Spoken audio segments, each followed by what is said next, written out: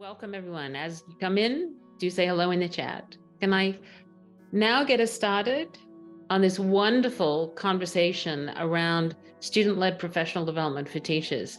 I was lucky to meet Careene towards the end of last year, and we started talking, and I was fascinated by her exploration of how students can help teachers better understand what will help them learn. And I think this is so connected to a very important topic of agency, student agency. So enabling students to have a structure for them to really engage with this idea was wonderful. So I've asked Careene to please bring some students and share with us what she has been doing over the last year or two, perhaps longer. Careene is a pedagogical coach and digital literacy coach at the school, but I think her passion is really about enabling teachers to get better and to engage students in the use of their voice for their learning. So I'm going to hand over to Careene here and leave it to you, please, Careene. Looking forward to hearing all of your stories and hearing from our students as well. Thank you so much, Darlene. I just want to say that I am thrilled to be here to share with you some of the amazing work that we have been doing at Hillel Academy.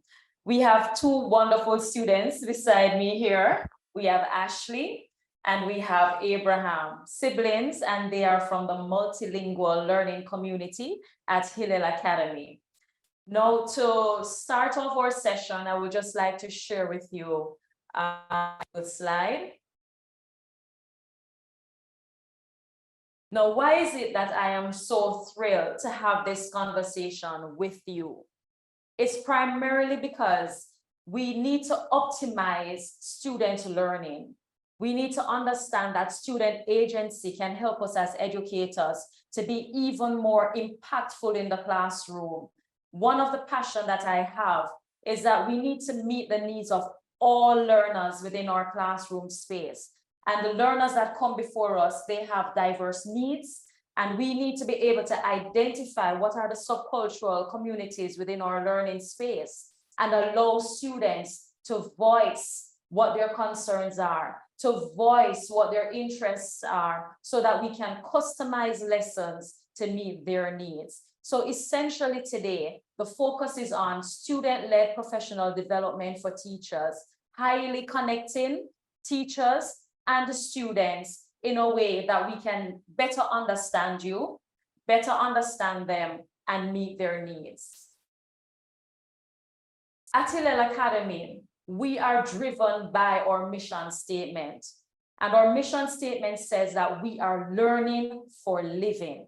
Our mission is to inspire well-rounded, problem-solving, lifelong learners and confident global citizens who are prepared to change the world. This initiative is actually zooming in on the latter part, being prepared to change the world. And we believe that we should provide opportunities for our students to change our school world. We build those competencies in them, and then we say, hey, go out into the world and make the change and be the change you want to see. So at the end of this session, I am hoping that you will be inspired to use student-led professional development for teachers framework to transform the way you educate, to transform the culture of learning within the school, and to empower students. And secondly, I am hoping that you'll be inspired to design student-led professional learning sessions that will meet the diverse needs of students within the classroom, within your school community. I would like you to pause for a bit and reflect. Do you believe that the essential key to more inclusive and effective PD for teachers lies in the hands of our students? You have a minute. Please use the QR code that we have here, and I would love to hear what you have to say. If you're not using the QR code, you can use a chat also. Darlene will support in that regard.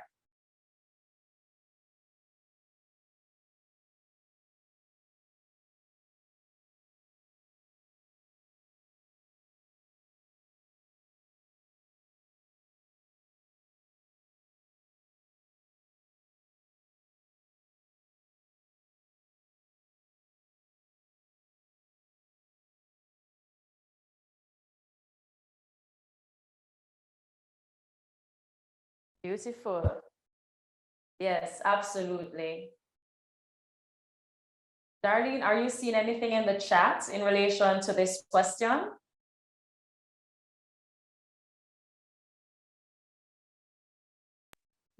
It's an opportunity for teachers to see themselves through the lens of their students. Yes, agree. Yeah. Others, definitely. Someone else is saying absolutely definitely. Ah, okay. Maybe people are not so used to Menti.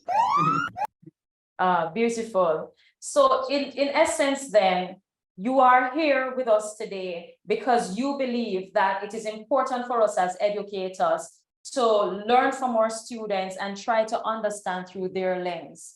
And this is important to us as educators as we continue on our journey. Now, what is our why at Hillel Academy? Now, as you can see in the images, our teachers, we want our students to be engaged collaboratively.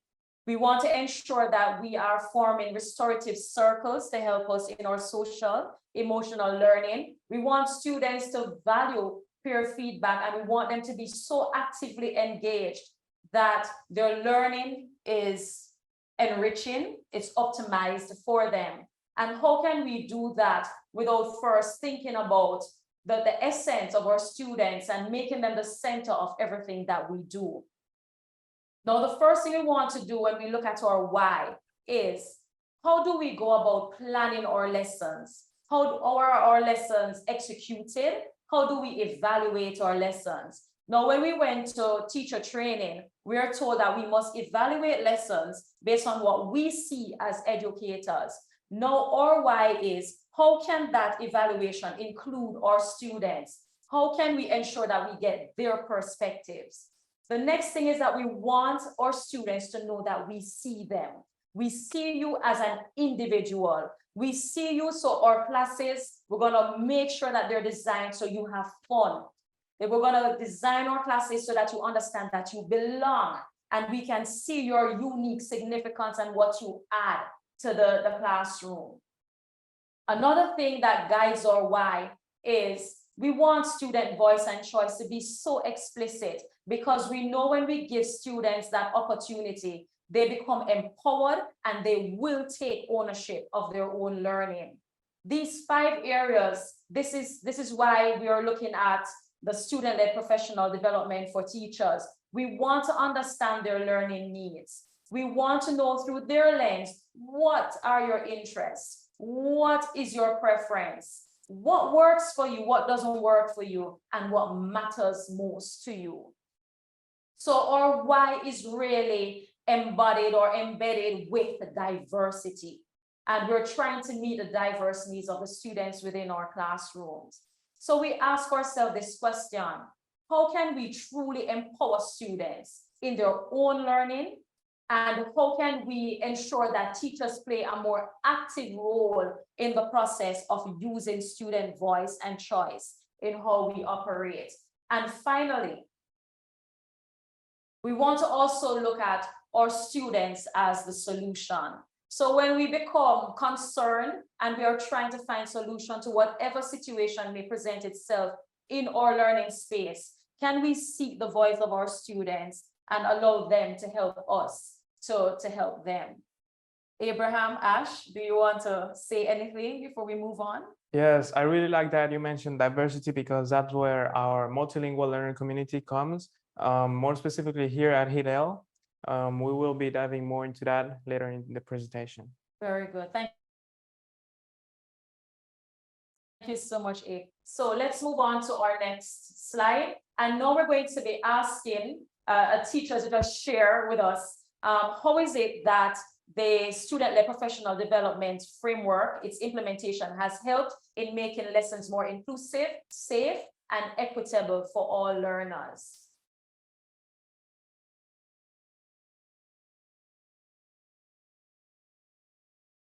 Good day. I am a science teacher here at the Hillel Academy. Last term, our students had a session where they shared with us ways in which they believe we as teachers could improve the teaching and learning experience. One thing that stood out was the use of the engagement chart.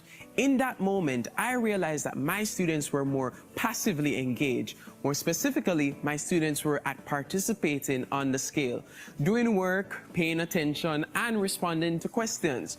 Through the recommendations of the students, I shifted my approach to trying to get the students to an even higher level of engagement by getting the students to not just answer the questions, but to start asking questions and seeking feedback. Having these recommendations in mind, my classes have been transformed into a more lively and productive learning environment.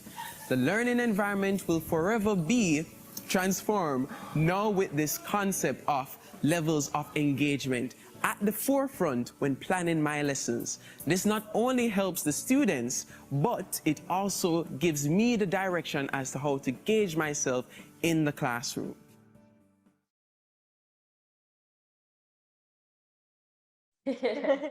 All right, thank you so much. So that is Chris Barnes. He's one of our teachers at Hillel Academy, and he has shared with us some of the things that stood out. When we entered his classroom, we saw that he was using more simulations, and he was ensuring that students were engaged in active recall. These two suggestions were offered by our students who did the very first student-led PD for teachers. They were school leaders, student leaders. We had one who was deputy head girl, and the other student was the student council president or rep. So we had those student leaders representing the entire school community, and they were able to give some real good suggestions as to how to make the classroom more inclusive, the learning more inclusive, safe, and equitable for all learners. Now, how do we acquire inclusivity? Inclusivity is so important that we look at Hillel, we use a level of engagement chart, and we try as much as possible to have our students at the driving stage, or at least at the investing stage of learning. What we have learned as a school community is that having students participating is not enough. The students come into the classroom just doing work, paying attention, responding to questions. That's passive engagement. And we want students to be more engaged. And for that to happen, this is how the initiative was birthed. Another thing that is important to us is the safety of our students. And we believe that when we give students voice and choice via student agency, we are promoting students to question, empowering them to question, and we're also valuing their feedback as we go along. The final thing that we're looking at here in terms of equitability is that we want teachers to be fully aware of the diverse needs of the learners within our community. And then this awareness must be followed by the willingness to shift our approaches, to expand our approaches so that the learning is enriching and optimized for all learners within the space. So when we look at the feedback provided by the teachers after our first PD session, student-led PD session, we saw that our teachers, they appreciated that we created an environment that was inclusive and more collaborative. And they thought that the culture of learning was being enhanced. They also valued and appreciated that students were given a platform to share, and they were willing to adapt to the needs of students. Another thing that they spoke about was the fact that students were so respectful and articulate in the student-led professional development session, and they appreciated that because they were more open to understanding the challenges that the students were faced with and adjusting their teaching practices accordingly. Another thing that the teachers said was that they were able to build some sense of trust and rapport with students, and they thought that this provided a very supportive and engaging learning environment.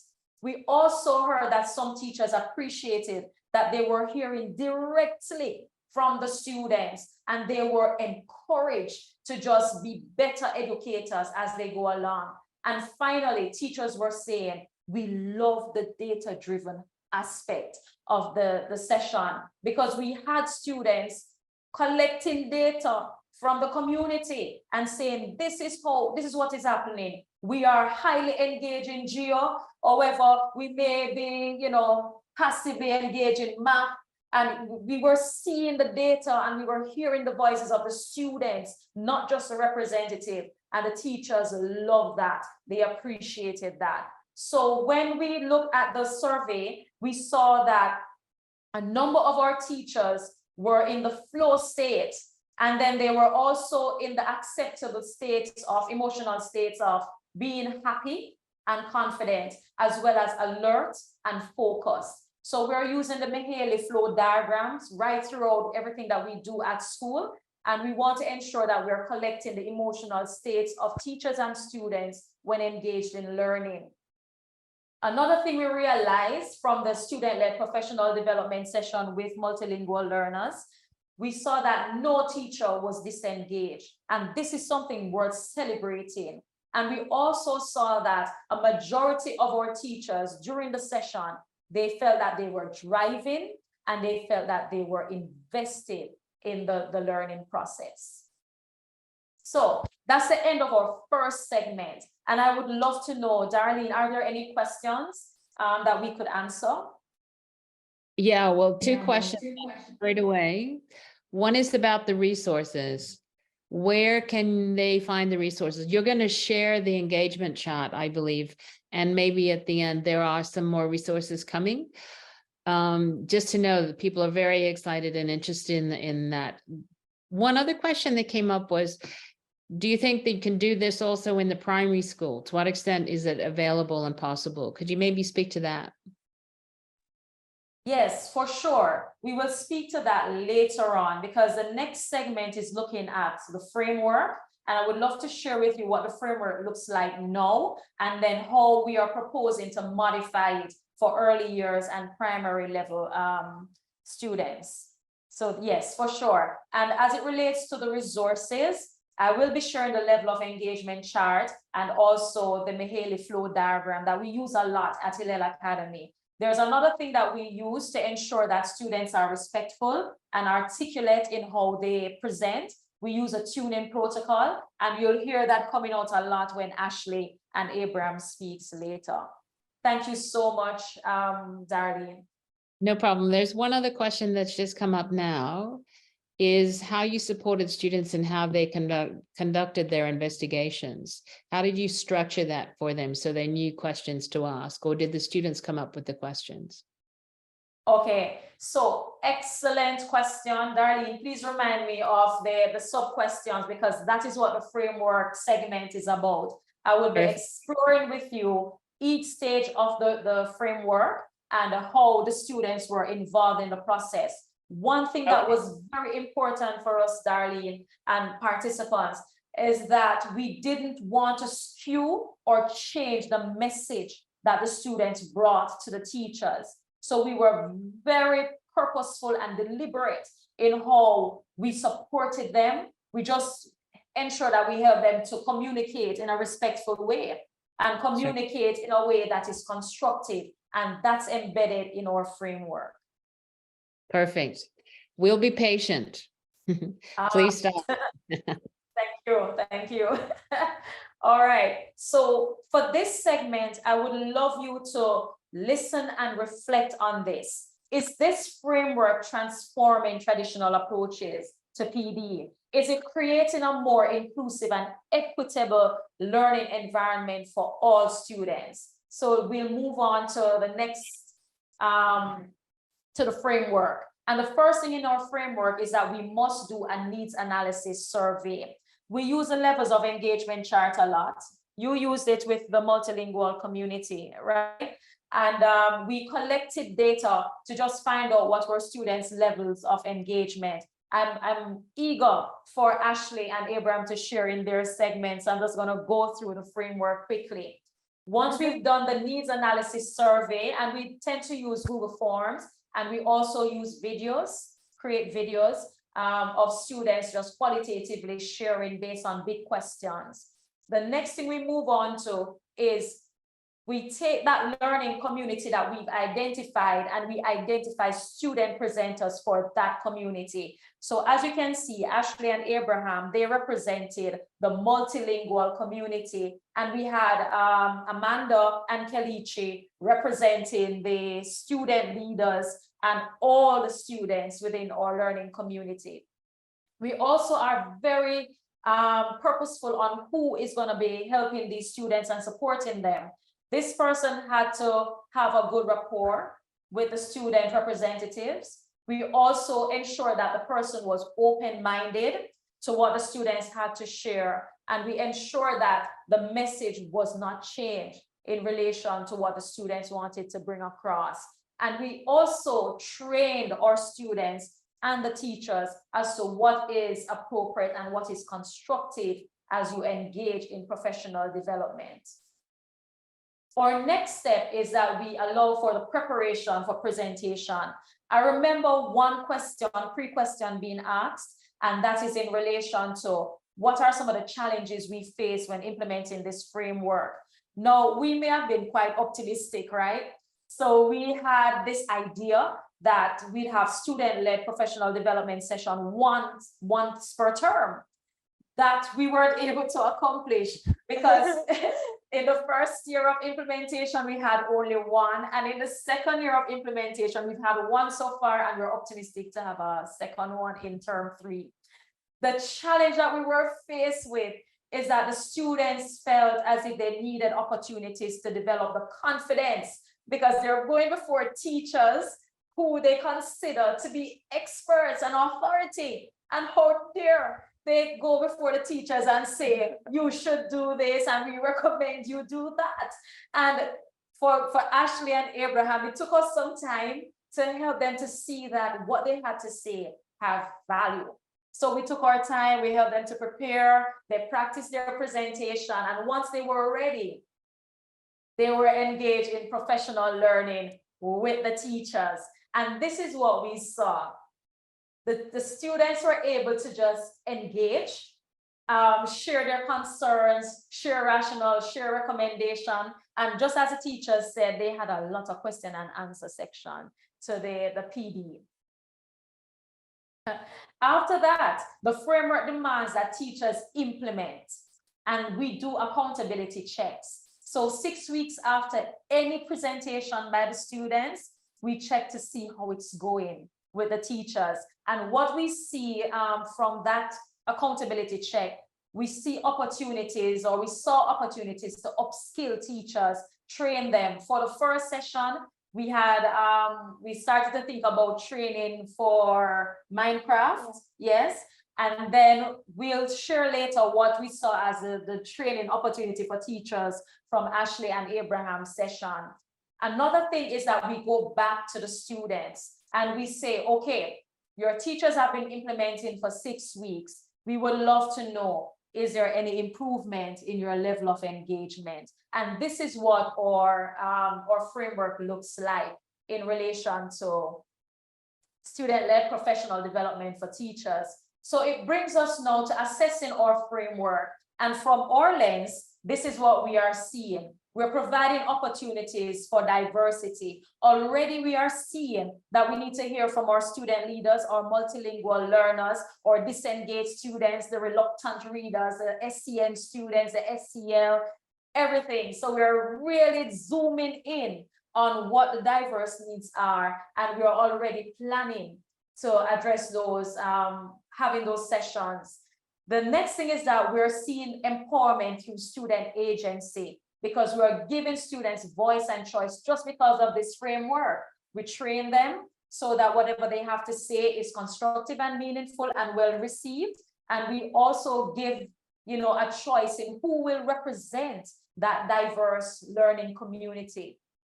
And finally, our framework promotes reflection.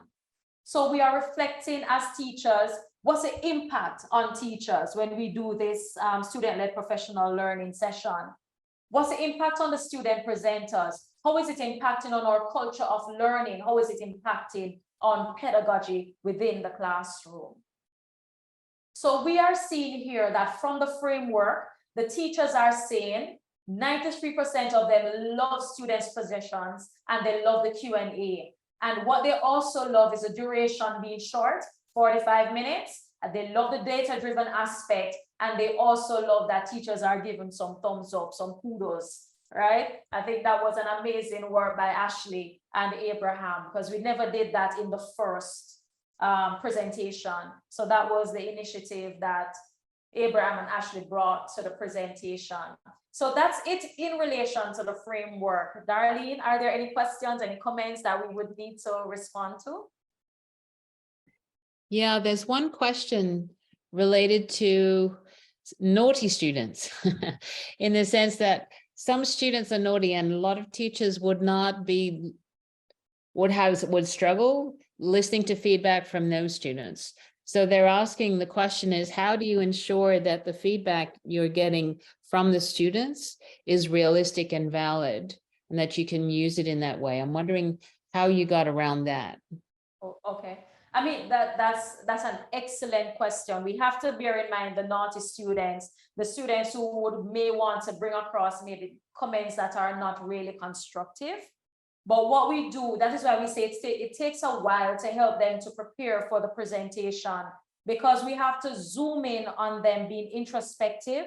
We have to zoom in on what's the purpose of this presentation and what is the message that you want to bring across. So we have to engage in a good number of conversations and introspection that will help them to zoom in on what is most important. But another thing that is important to us is, as teachers, as educators, we would have to challenge our mindsets. So we prepare our teachers, we let them know we're gonna have student-led professional development session. It will be led by this group of students. We are hoping for you to be open-minded, look for opportunities, filter out what is important, what will help to improve your craft, what will help you to become a better educator. So once we can target all the stakeholders involved, the teachers in this case, the students, we try to impact on mindset and introspection.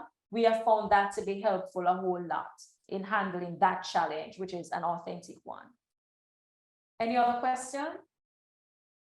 No, those are there's comments like it's such a reflective and active process. Clearly a very positive experience for a lot. I would love to ask the students about their experience through it, but we'll leave it till the end. I know Yes. we have a presentation to do, but there would be great to have some more questions from folks in the chat that could be given to the students. And also I have plenty myself as well, but I don't want to slow this down at this stage. Thank you. Thank you so much, Darlene. And you have prepared us for the next segment, the final segment, which is Ashley and Abraham sharing their reflection. You ready, guys? Yes, they are ready. So let's move on. As we listen to our students here, Ashley and Abraham, I would love you to reflect on what's insightful in relation to their learning needs, what's insightful in relation to their interests, and how do you see this being quite helpful in our own professional development as educators. So let's start with the question. Why is it that you believe or educators were interested in hearing from your community? Okay, so first of all, hi, I'm Ashley, as you know, Ms. McCallum said before. I believe that we were chosen, like the multilingual learning community was chosen because there is a lot of multilingual learners here at Hillel, but there's not enough information of how to help us, as there is the language barrier between us and the teachers. Okay, Abraham? Yeah, so I think that our community was chosen because even though we're not a big part of the community, we are still a part of that community. And if we want to engage more all of the students, we need to target each specific community. Yes. From the graphs here, we can see that our community is sometimes avoiding or withdrawing doing work we would like that to go more to the never or rarely side. We see that we are mostly never disrupting, which is good. But we think that in order to make the avoiding and withdrawing more rare or almost not as often as it is, we would need for our level of engagement to go up. So instead of having students driving only sometimes, we would like our multilingual learner students to go more to the always side of always driving, or the investing and participating also rise a bit more. Thank you so much. All right, so let's move on to our reflection questions. And the first one is, how did you feel while preparing and, leading the PD session with teachers? Did you face any challenges, and how did you overcome them? Yeah, so at first I was insecure about my English level, and I also was kind of nervous because I tend to get anxious when I have to present to a large group of people. But after we practiced and we changed it so that it suited us more, we managed to take these feelings to control them, so that I felt more comfortable with the presentation. Ashley? Yeah. Before the presentation, I was really excited. I love to talk. I love to give presentations. That's why I'm in MUN.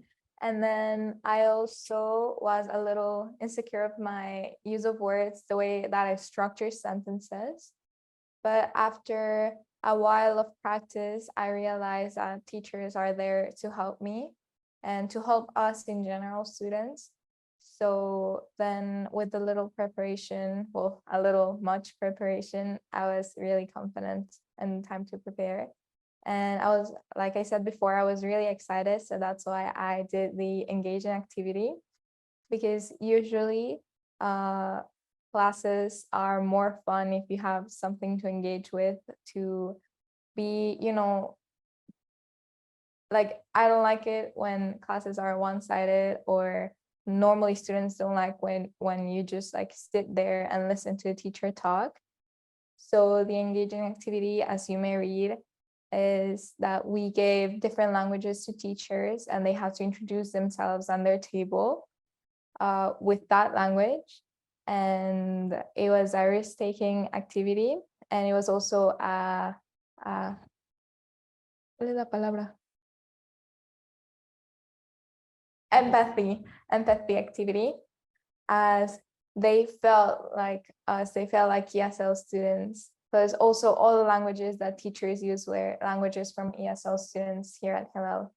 Yes, I agree. Reflecting on that activity for the PD session, teachers were smiling, the room was buzzing, teachers were laughing, they were just engaging with languages that they don't even know, and they were trying out pronunciation, and it was just fun to see the teachers step outside of their comfort zone to, be understanding of the fact that students who are from the multilingual community, they are challenged when they step into the classroom, and the barrier is not allowing them to learn as much as they should, as well as they should. Our second question, in what ways did the PD session promote inclusivity and equity for multilingual learners at Hillel? So in the student-led presentation, I believe that it promoted inclusivity and equity, because first of all, now teachers know how to talk to ESL students. They know how to engage us. Most of all, they know how the challenges that we face on a daily basis in the classroom. So now it creates like a safe environment for all, an environment where all the students feel heard and seen, which is really important for the learning process. Yeah, so in addition to what my sister said, in my case, it allowed me to have more processing time, so that I could translate, think more about what I wanted to say, so that I could be more meaningful to the class, so that I could give more meaningful conversations and Feedback. feedback. Yeah. Also using the round robin protocol, I could get some ideas from my peers that are already engaged with the English language, so that I could get some words in order to complete my own idea and make up better points, so that when my turn comes, I can give a much better point. Yes, that was so evident in ITGS class and in TOK. So yes. All right. Our third question. What did you learn from your experience of preparing and leading PD sessions? Did it change your perception of teaching, learning, culture of learning? Oh, well, before the presentation, I was pretty self-aware of my English level and which areas I had to work on. However, I had not considered the situation of certain students who could have used this multilingual learner situation in order to withdraw or avoid work. Overall, I feel like doing this presentation and getting data allowed me to be a more balanced learner and more self-aware of my learning environment. Yes, thank you so much, Ash. So during the experience of the student presentation, as I said before, I was really insecure about the way that I structure sentences, the way my use of words and stuff. But then I realized that teachers are just trying to understand me and help me, so it didn't really matter that much. And then I also learned that confidence is key for the presentation, because I'm gonna be so for real right now. They don't know what you're talking about, so you can say foolishness and they won't notice. When you're speaking in your language. Yeah. Yeah. Yes, that can happen. Yes. I think we got through that, Abraham, through support with Joanne, who helped you. So sometimes Yes. we have learned from their presentation the importance of even allowing them to answer in their own language, and then someone else who knows the language and can translate for them. Joanne did that for Abraham. She was able to say, you know, this is what Abraham is trying to communicate to you, miss, in English, or to the class in English. And that helped a lot. Yes. All right. So let's move to our final reflection question. And that is, when you look back at your experience, do you have any advice that you'd like to give to any other student who would take on the student-led PD for teachers? So one piece of advice that I would give is that to get a teacher that will supervise the progress being made, that will guide you through it. Just remember that these teachers have already made presentations, maybe not on this subject or topic, but I can assure you that they have already made many presentations before this one.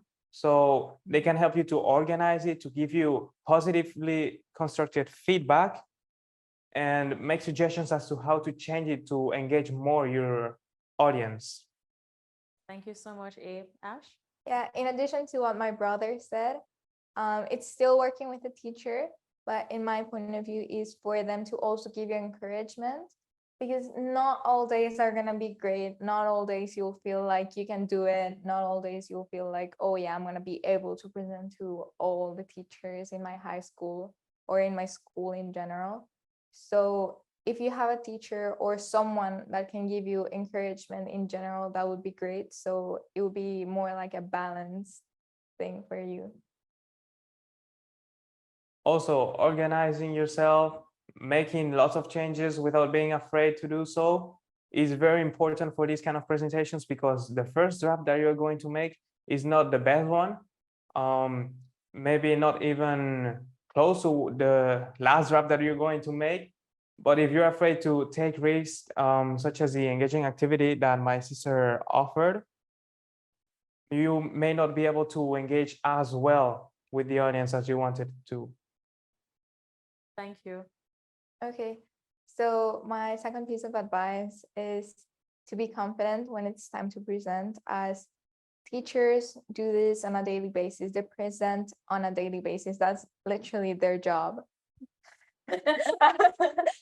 So they know how the first times it can be really hard. They know how you can be nervous. So just be confident. You've been preparing for this for a long time. So just go ahead and do it. Okay. Ash, could you? Oh, I'm All right. sorry, guys. All right. Also, I got this from my sister to do engaging activities, to give a video or give recommendations, but also make them think about these recommendations or video. That way, these can stick to their heads. So when it comes to implementing it, they already have an idea of how they can do it. Or maybe they can even discuss at the moment so they can get better ideas as to how to implement a suggestion that you have given. And Ash, finally. Okay, my final piece of advice is to be yourself and have fun, because the teachers are the students in this case. So as a student, you don't want a teacher that's monotone, that only speaks, that doesn't like to answer questions. So if you're yourself and you have fun, the teachers will also have fun, and it would like engrave in their brain the presentation. Yeah. Oh, beautiful. Thank you. So, very good advice given by Abraham and Ashley. Now, I would just like to go back to our teacher survey. And these were the recommendations offered by Ashley and Abraham. And the bar in green says 71% of our teachers are now frequently using encouraging words since the presentation. I think that that's amazing stuff. Another thing that we're celebrating is that 56% of our teachers are using more simple words for students who are multilingual learners within the classroom. So you see the inclusivity happening there. Also, they are giving positively constructive feedback. And what that means is that we are seeing a higher number of our teachers really implementing the suggestions offered by the students from the multilingual community. Now, if you look at the 18%, we are not discouraged by that at Hillel. What that says to us is that it's a key indicator that teachers may need some training in round-robin protocols. So once we give the training in that regard, we should see the numbers rising. We remember when we started doing tuning protocol at Hillel, and we had just a few teachers. And once we ran a session that trained them as to how to do constructive feedback through tuning protocol, we were able to see the message and the narrative. Students were saying, I really like that. Students were saying, I wondered if you've considered. So we're seeing the round robin as an opportunity for training for our staff. And we're looking forward to the kind of impact that this can have. Before I go any further, is there anything you'd like to share in relation to what you're seeing from your teachers? Yes, I really like that we have more teachers using the positively constructed feedback. Yes. Because instead of breaking down what we have worked on, it allows us to be more open to what they have to say and doesn't frustrate us. Because sometimes when you do a piece of work and they say, oh, this does not work, even if it is not on purpose, it frustrates the students. So instead of saying that, you celebrate and then say, oh, I wonder if you have considered you could change this to that and that. That is really helpful. And it allows us to make a better piece of work overall. Yeah. I would also like to add about the positively constructed feedback. That, let's say, for example, a student writes an English essay and then their teacher gives it back, but like it doesn't say anything, like it just says, oh yeah, you got a bad grade. So then the student is gonna try again, but they don't know what they did wrong, which might, as my brother said, frustrate them, and they might not stop liking the subject. They might start disengaging in the subject. Yes. I mean, that's something that we need to pay attention to, because I mean, when we take on the traditional approach to educating, sometimes we have to challenge the status quo. So the concept that, okay, classes don't have to be fun all the time. We maybe need to look at how we define fun. What's fun? Because fun could be students so engaged in the learning that they're asking questions, not only of the teachers, but of their peers. They're asking questions of themselves. So we would need to look at what fun looks like. And maybe we need to maybe extend the definition of fun and see that and how it is replicated in the classroom, how it is demonstrated in the classroom. Yes, go ahead. I wanted to say something. So in addition to what I had said before, what makes the positively constructed feedback more special to our multilingual learner community is that because we have not been engaged with the English language as much as other students, it may be a bit more challenging for us to search other ways to change the piece of work that we have done. So without these suggestions as to how to change it, we are just throwing the pasta to the wall to see if it sticks. Wow, an analogy. Okay, thank you. All right, so I would just love to share with you this video reflection from a teacher, and he's speaking to the value that was added to the culture of learning at Hillel, or because of what Abraham and Ashley did for the student-led professional development session for teachers.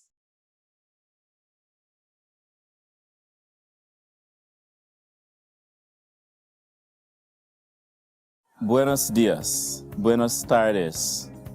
My name is Mr. Omar Brown, and of course I'm here today to share my reflection with you on student-led, multilingual student-led learners within, of course, our PD session. I want to say that the experience has been one that is indeed positive. It is an experience for me because it allows my students, or rather it allows me to have that sensibility of having students being the focus of my teaching and learning. The experience of the session led by those students, multilingual learners, it is indeed important. From the heart, at the heart of it, it allows us to understand from their perspective how they want to learn, what is it that they want to learn, and how they feel as a part of the learning community, the classroom space that would have been provided for said students. Now, how has this impacted my own thinking and my own teaching and my overall strategies in terms of how do I get through to these students in the classroom space? It has impacted me in a positive way in the sense that I now have a better appreciation and understanding of some of the skills, some of the tools that I can use to actually enhance the learning experiences of these students. I think at the heart of it too, they want to learn and they want to feel included and a part of the learning community. And often when they do not speak English language as their first language or any other language as a first language that is native to that country, that school, it poses a challenge for them in terms of understanding and just feeling a part, a sense of belonging. And we do know that students value that sense of belonging. And so for me, it forces me to explore new avenues, to explore new ways in which I can reach out to these learners.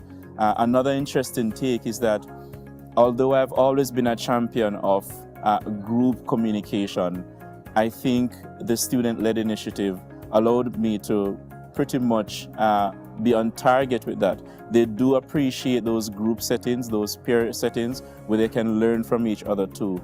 The truth is the classroom space is no longer a space where the teacher is in charge of disseminating information, but the students too can learn through exploring with each other and exploring with the content in ways that they seem fun and appropriate in those moments. Additionally, in terms of just the other audiovisual opportunities available to students, I would have been using those, but again, the student-led initiative would have reminded me on the importance of the visual audio aid that can be used to enhance their own learning experience. So in a nutshell, I really want to say that the experience with being a part of that student-led initiative is one that is encouraging, and I really think that it should be something adopted across all schools. Thank you. Okay, so excellent reflection from Omar there. Before I start answering the new questions, I would love to address one question in relation to how do we ensure that the answers that we're getting from the teachers is actually reflected in the classroom, that they're actually implementing in the classroom. We do a lot of class visits, pop-ins, as well as conversations with teachers, and we look out for these particular elements in the classroom, and we give suggestions, and we would say to them, the multilingual learners are saying so and so. We notice that you have implemented constructive feedback. There's an opportunity for you to use a round robin. Did you consider that? Our next stage, actually, in about when we return from our break, is to collect data from the students, from the multilingual community, because that's a part of the framework, not only relying on the teacher's perspective, but also the student's perspective. So we'll be giving the survey out to students for them to share with us explicitly how they are seeing the implementation suggested in the classroom and if it has impacted on their level of engagement. So that is a part of the framework that we are about to embark on in relation to the multilingual learner community. Darlene, are there any questions for us?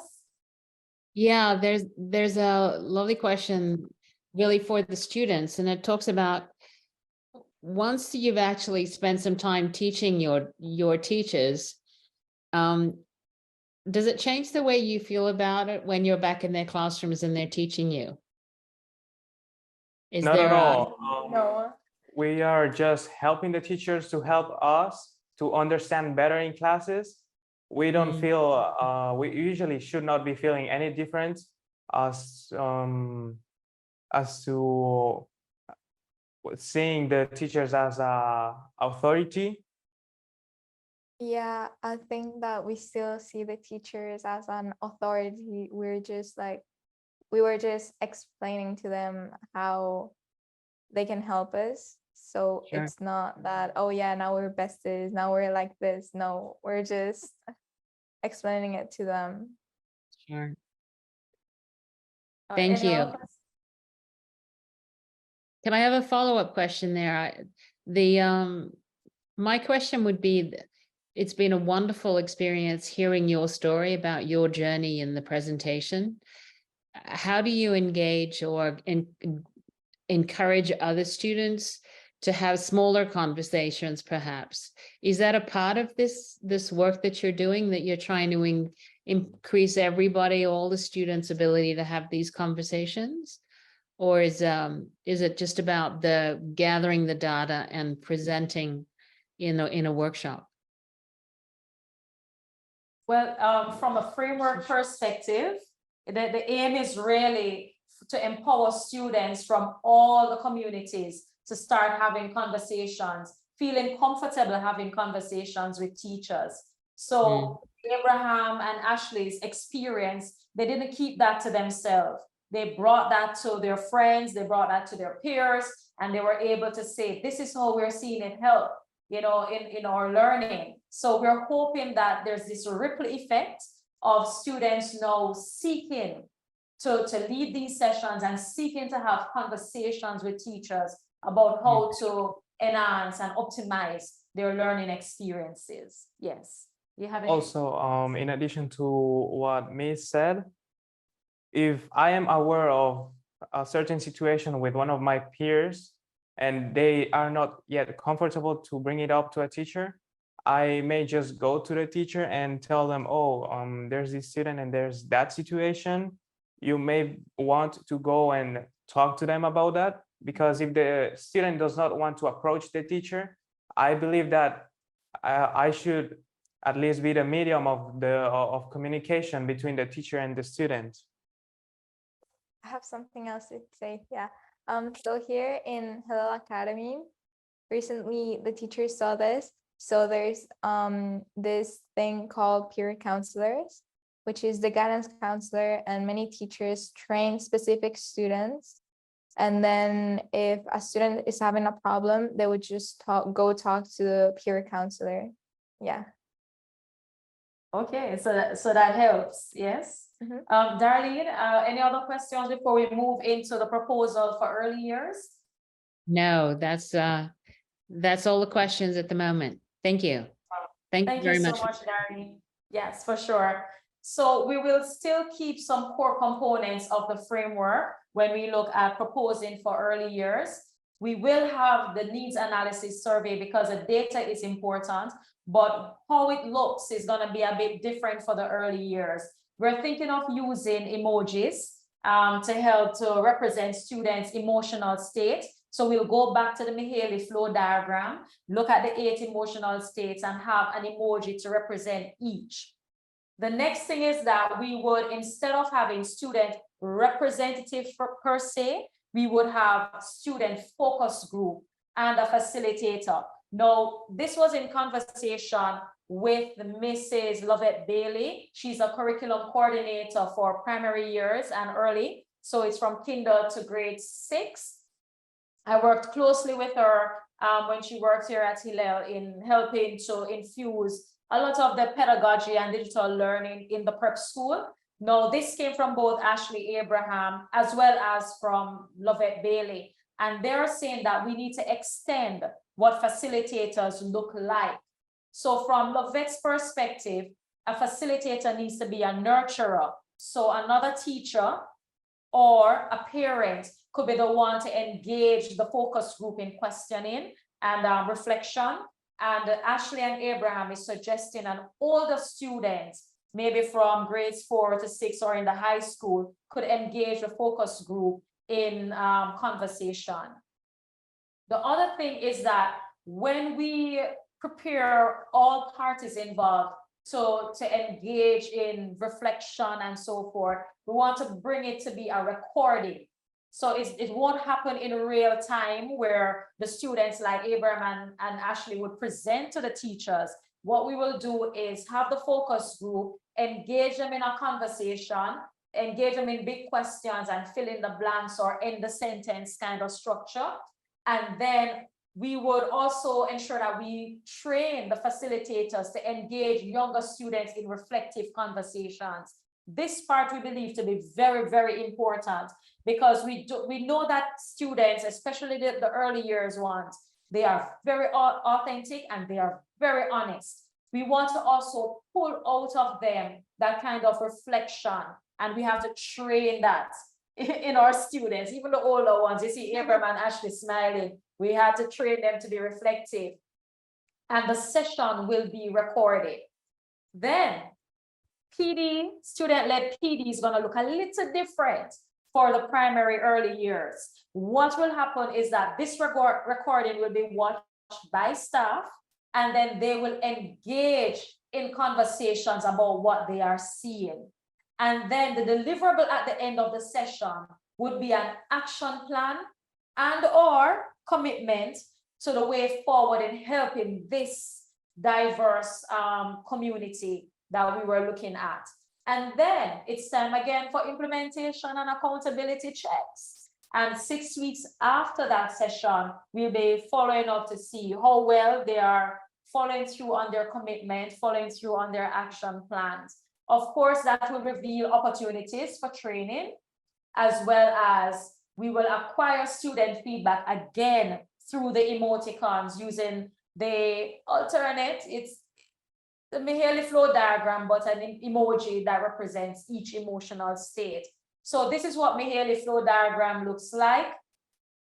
We're looking at the challenge that each students face, as well as the skills. And are the skills aligning well with the challenges? Because if they are not, we're going to have emotional states all over the place. In essence, we would love for students to be right here, focused and happy. You know, these are acceptable too, because they're near to flow. Having students alert, focused, as well as happy, confident. How can we get them to be happy and focused, right? And how can we get them to be focused and happy here? So we move the alert and make it happy. So suggestions, of course, this is proposed, not the final thing. These would be some of the emojis idea that we could use to get students to just select how they are feeling. Seems like you like it. All right. So that is really it for our session today. Woo, 8 o'clock on the dot. Perfect. Darlene? Perfect timing. Absolutely perfect timing. Thank you so much. It's been wonderful to hear both your reflections and experiences, and for you to share the framework and the plans. Careene and Ashley and Abraham, thank you so much for your time today. We really appreciate it. Thank you everyone for being here. See you next time.